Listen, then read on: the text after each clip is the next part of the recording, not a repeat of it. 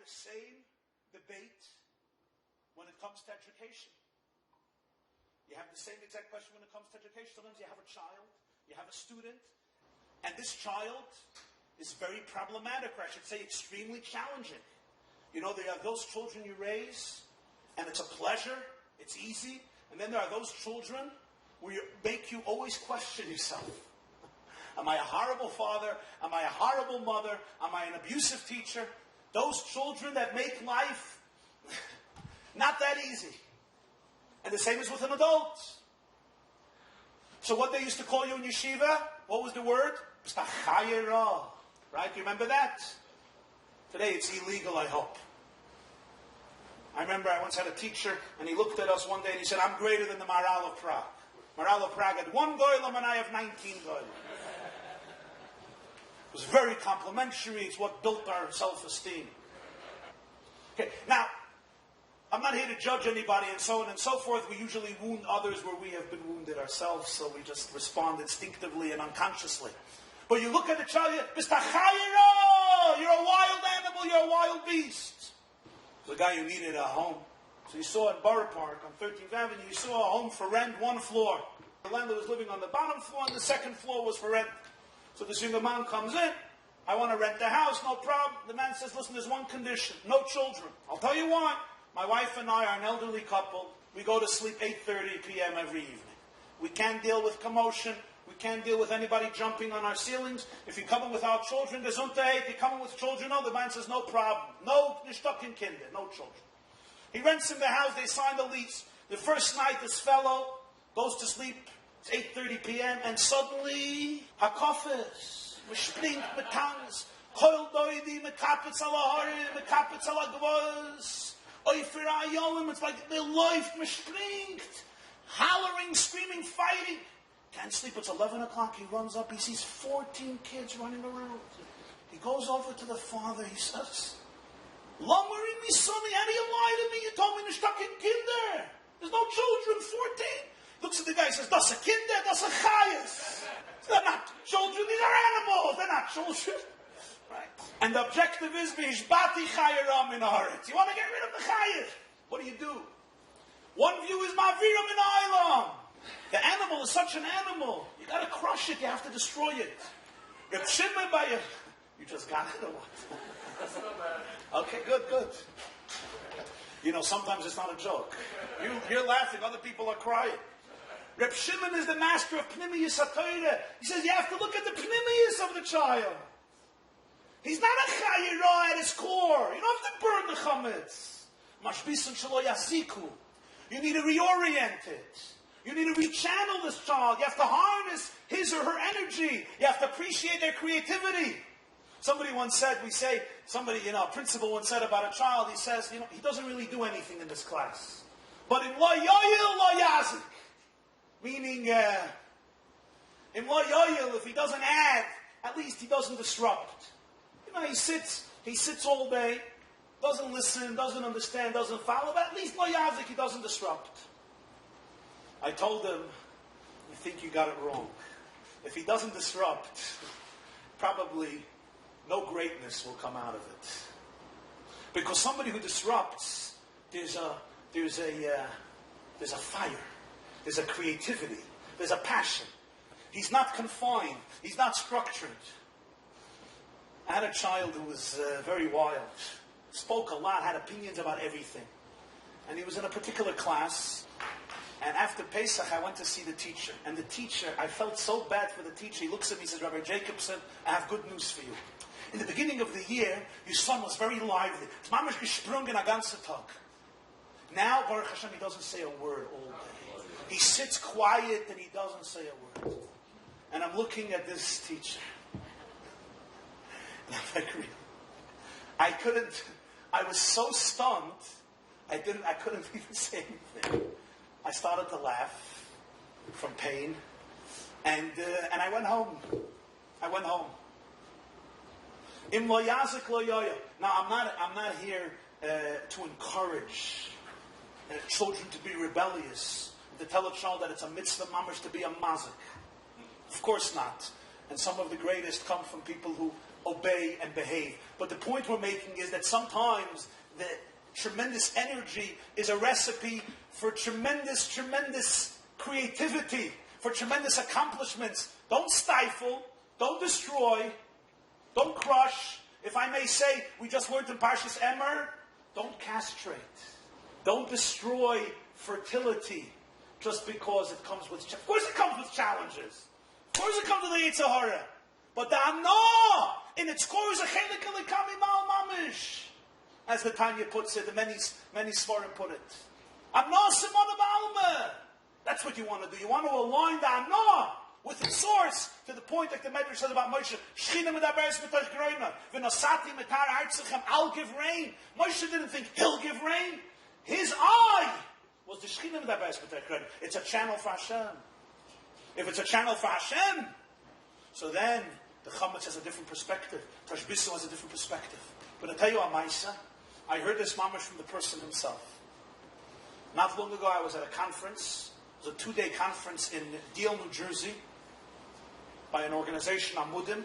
85 organizations from across America that deal with children at risk came together for a 2-day conference. You had the psychiatrists, psychologists, therapists, educators, rabbis, askanim, activists, etc. It was a very interesting conference. And I gave a drash. I spoke. I finished the speech, and I meet right there, was sitting at the first table, comes over to thank me, Dr. David Pelkowitz. David Pelkowitz is a professor in Yeshiva University, and has been probably in this field of therapy, I don't know, 25 or 30 years, has a lot of experience on his hands. Dr. Pelkowitz tells me a Maisa that he experienced in his office, in his therapy room. He says there was a child from a wonderful Jewish family in New York, an observant, a family of Bnei Torah. The children were success stories, so to speak. One boy, in the middle of the family, he was the exception. There's always that boy. And he was the exception. He despised yeshiva, he hated learning, he was sent from, the people that at the age of 9, they've already been to 9 yeshivas. One of these characters. You've been everywhere. By the time you're bar mitzvah, you've been around the block 319 times. You're 13 going on 92. He was one of these boys. And finally he was 15 or 16 and he had enough with the system. And he said, I'm not going back to this place. It's not for me. I'm wasting my time. His father was very, very upset. Who does he send him to? He sends him to Dr. Pelkowitz. Dr. Pelkowitz tells him, he says, he comes into my office, we start talking. I right away fall in love with him. He's a great kid. His father described him as mamish, makish like suva b'Torah, one of these worst situations. He's a great kid. He's fun, he's smart, he's interesting, he's kind, he's sensitive. Sometimes the most sensitive, if you'll take a look a little bit, you'll see the most sensitive kids are the ones that often have the most challenges in this area because they see through everything. They can't tolerate hypocrisy, they can't tolerate corruption, they can't tolerate lies and deception, and they're also made for greatness. When you're made for greatness, you are stifled by mediocrity. Remember that. And you understood? So what happens is, he tells me, I fall in love with this boy. I love this kid. And we start meeting each other and seeing each other. And he says, I have a feeling that we have to bring in the whole family.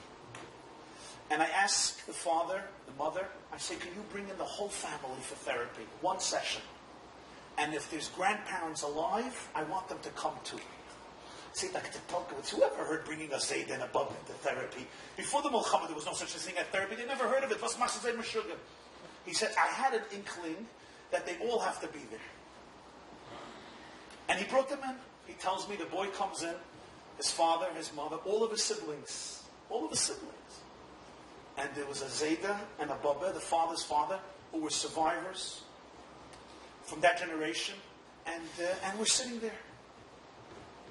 I turn to the father and I say, no, let's hear. And the father says, I'll be very honest, I look at my children. They're such gewaldige children. Look at this one. He's a Rosh Yeshiva. He's a Magid Shia. He finished Daf Yomi 7 times. Well, he didn't say 7 times, but you get the point. He finished Daf Yomi. He gives a Shia in Daf Yomi. He gives a Shia in Mishnah Brura. He's opening a Koilel. He's going to be in Koilel his whole life. He already is Machabes Svarim. He's almost a Baki in Shas. And here I have a boy wasting his time, not interested in anything, doesn't learn. It's heartbreaking. It's heartbreaking for him. It's heartbreaking for us. And the father is discussing his heartache and lack of nachas from this child. Runs around, always runs around, doesn't listen. The grandfather turns to his son and says, let me speak. Stands up and he turns to his son, the father, and he says, have you learned nothing from that which I told you when you were a youngster? Did you forget? Are you so clueless? Did you not understand? And he turns to the family and he says, let me tell you a little bit. Let me tell you a little bit about my life. I grew up in Poland.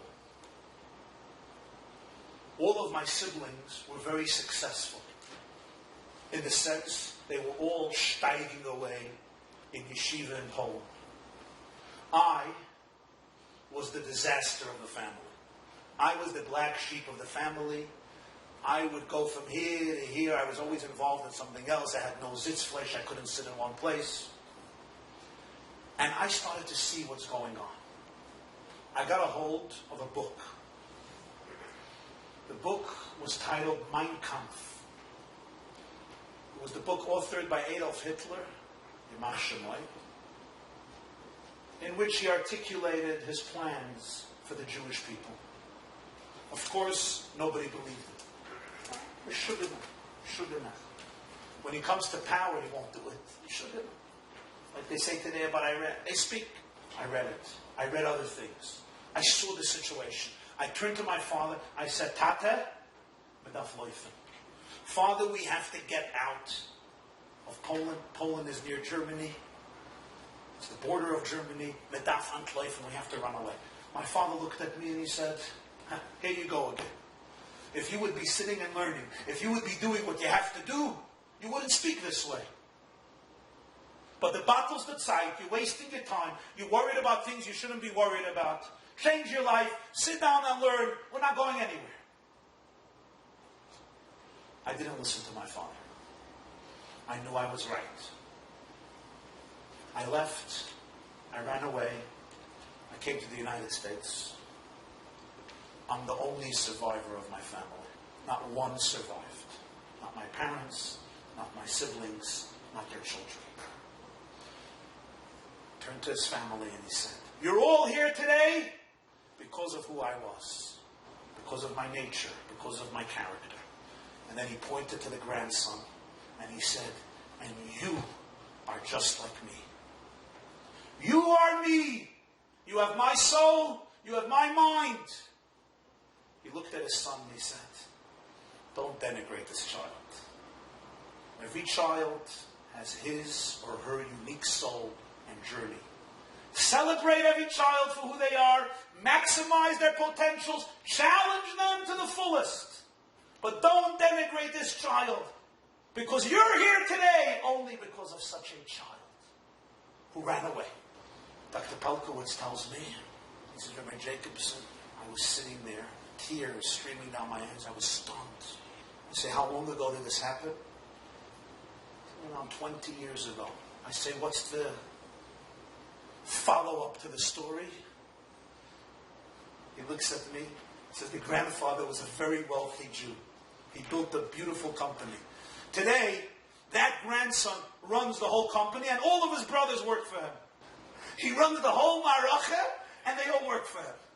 Now, of course, heaven forbid, this is not saying that that child who's destined to live a life completely dedicated to learning, limud HaTorah and arvotzas HaTorah, shouldn't be cultivated in the most maximum and blessed way. But it does mean, what Reb Shimon is telling you, chas v'sholem, to take the chayirah, look at the chayirah and say, you need to be eliminated, turned into ashes. I want a new Metzias. He says, no.